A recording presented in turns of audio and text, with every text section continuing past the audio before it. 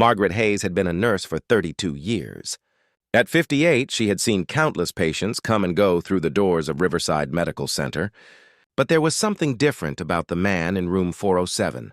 His name was Richard Brennan, 73 years old, a real estate magnate who had built half the skyline downtown. 3 months ago, he had suffered a massive stroke while reviewing blueprints in his corner office. Now he lay motionless, suspended between worlds, his strong frame diminished, but still bearing the evidence of a life well lived. The other nurses avoided his room when they could. Not because he was difficult, but because he had no visitors. No family appeared at his bedside. No friends called to check on his progress. The silence around Richard Brennan was deafening, but Margaret saw something the others didn't. She saw the silver in his dark hair, carefully combed even now. She noticed the slight calluses on his hands, the kind you get from years of actual work, not just signing papers. She recognized a man who had perhaps sacrificed everything for success, only to find himself alone when it mattered most. Every morning at 6, Margaret would enter his room with warm water, clean towels, and a gentleness that came from decades of caring. She would talk to him as she worked, her voice soft and steady. "Good morning, Richard," she would say, drawing back the curtains. "It's a beautiful autumn day. The leaves are turning gold, just the way you probably remember from your childhood." She bathed him with the same care she had once given her own father. Each movement was deliberate, respectful. She would tell him stories about her grandchildren, about the changing seasons, about the small kindnesses she witnessed each day in the hospital. "You know," she said one October morning, carefully washing his shoulders, "my daughter thinks I'm foolish talking to you like this. But I believe you can hear me, Richard. I believe you're still in there, just taking your time, finding your way back." The other nurses thought she was wasting her energy. Richard's prognosis was poor. The doctors had said as much. But Margaret had learned long ago that medicine wasn't just about charts and procedures. It was about treating people with dignity, about honoring the humanity in every soul, conscious or not. She learned about Richard through scattered comments from his attorney, who stopped by once a month to handle paperwork. Richard had grown up poor in rural Pennsylvania, worked construction to put himself through night school, built his fortune brick by brick, deal by deal. Never married, no children. His company was his legacy. One morning in late November, as the first snow began to fall, Margaret was gently bathing Richard's chest when she felt something different. A subtle tension in his muscles, a flutter beneath his eyelids. "Richard?" she whispered, setting down the washcloth. "Can you hear me?" His fingers twitched.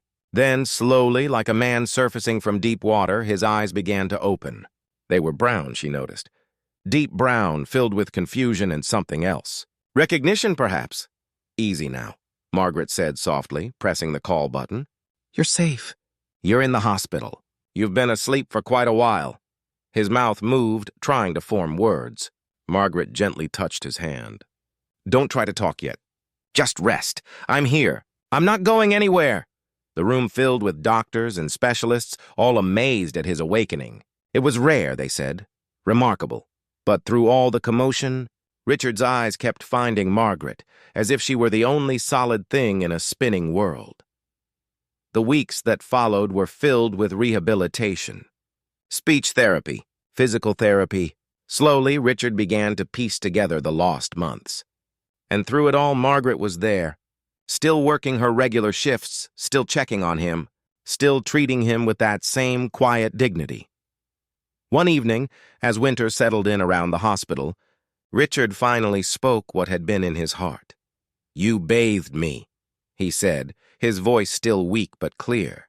"Every day. You talked to me." Margaret smiled, adjusting his blanket. "I did."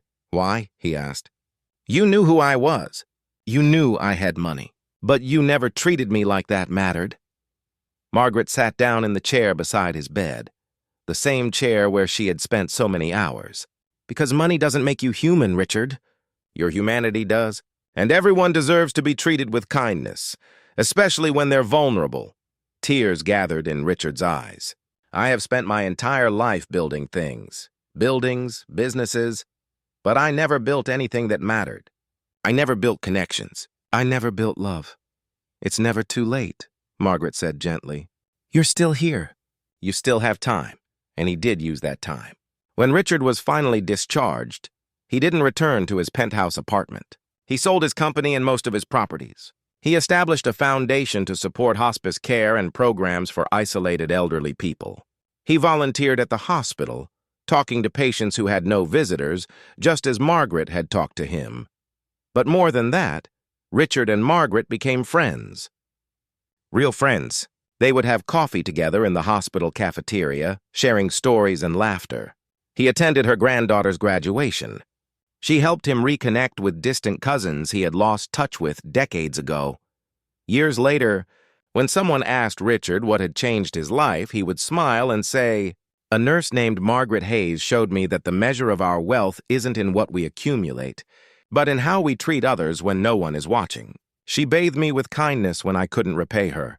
She gave me dignity when I had none. And in doing so, she woke up more than just my body. She woke up my soul." And Margaret, when asked about Richard, would simply say, "I just did what any good nurse would do. I cared." But they both knew it was more than that. It was a reminder that in our autumn years, the greatest gift we can give or receive is simple human kindness. That true wealth is measured in gentleness, in compassion, in the small acts of dignity we offer to one another.